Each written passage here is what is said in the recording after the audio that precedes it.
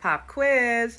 A patient presents with pH of 7.25, CO2 50, HCO3 24. What is the primary acid-base disturbance? Respiratory acidosis, metabolic acidosis, respiratory alkalosis, metabolic alkalosis.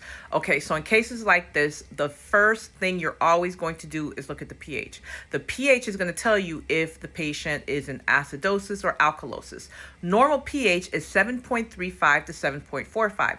Anything less than 7.35, the patient's acidic, and anything higher than 7.45, the patient is in alkalosis. So when we look at the pH, it is 7.25.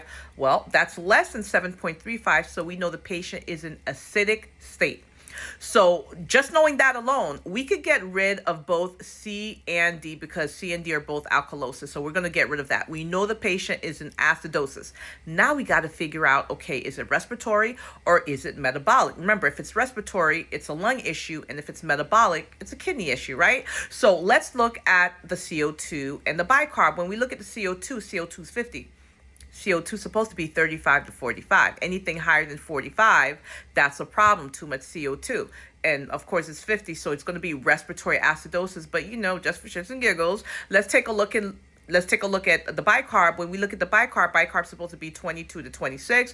This bicarb's 24, right within range. Nothing wrong there. So the patient's in a respiratory acidosis. The correct answer is A.